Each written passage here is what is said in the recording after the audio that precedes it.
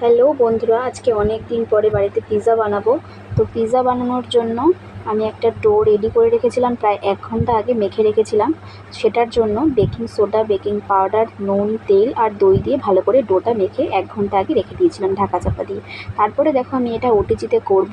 তো ওটিজির থালার মধ্যে ভালো করে এটা হাত দিয়ে যতটা পারলাম বড় করে নিলাম, আর এটা কাঁটা চামচ দিয়ে ফুটো ফুটো করে নিলাম। জানোই তোমরা যে পিৎজা বানানোর জন্য কাঁটা চামচ দিয়ে ফুটো ফুটো করে নিতে হয়। আর ডোটা যতটা পেরেছি একটু মোটা রেখেছি। আর তার উপর দিয়ে দেখো একটা চামচ দিয়ে আমি মেয়োনিজ দিয়ে দিলাম, ভালো করে মাখিয়ে নিলাম। এরপরে পিৎজা সস দিয়ে ভালো করে ডোটার ওপরে মানে মেয়োনিজের ওপর দিয়ে মাখিয়ে নিচ্ছি। তো তোমরা চাইলে এর মধ্যে এমনি সসও দিতে পারো, আমি পিৎজা সস দিয়েছি।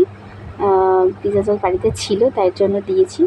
তো অনেক দিন ধরেই ভাবছিলাম পিৎজা খাবো, কিন্তু আজকে কোনো চিকেন বা পনির পিৎজা নাই, এমনি নর্মালি পিৎজা বানাচ্ছি।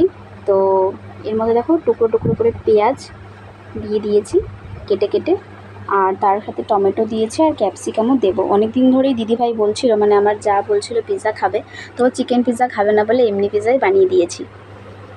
তো তারপরে দেখো এরকম ক্যাপসিকাম ছোট ছোট করে দিয়ে দিয়েছি, মানে জায়গার ধরছিল না, তারপরেও দেওয়ার চেষ্টা করেছি যতটা পেরেছি আর কি।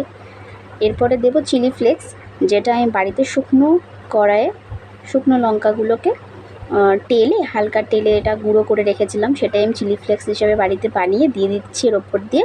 এরপরে দেবো আমুলের চিজ, আমি 2টো ছোটো ছোটো কিউব আমুলের চিজের দিয়ে দিলাম ভালো করে গ্রেটারে। তো তোমরা চাইলে এরকমভাবে গ্রেট করে দিতে পারো, বা স্লাইস পাওয়া যায় চিজের স্লাইসও দিতে পারো। আমি গ্রেট করে দিলাম আর ভালো করে ভর্তি করে দিচ্ছি চারপাশ দিয়ে, যাতে চিজটা ভালো করে মুখে পড়ে। আর পিৎজার মধ্যে মেনটা হচ্ছে চিজই, চিজ ছাড়া পিৎজা একদমই ভালো লাগে না, এই জন্য বেশি বেশি করে দিলাম। দেখো আমাদের ফুল রেডি হয়ে গেছে পিৎজার। এবার আমরা ওটিজিটা আগে থাকতে গরম করে রেখেছিলাম, তো এর মধ্যে দিয়ে দেবো এখন পিৎজার থালাটা। দেওয়ার পরে যতটা টেম্পারেচারে গরম করার কথা ততটা টেম্পারেচারে গরম করে এরপরে আমরা নামিয়ে নেব।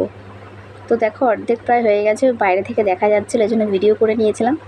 এরপরে ওপর থেকে একটু বাটার দিয়ে নামিয়ে নেব। তো নামিয়ে নিয়েছি, হয়ে গেছে আমাদের রেডি পিৎজা, বাড়িতে চিকেন পনির ছাড়া এমনি পিৎজা। টাটা।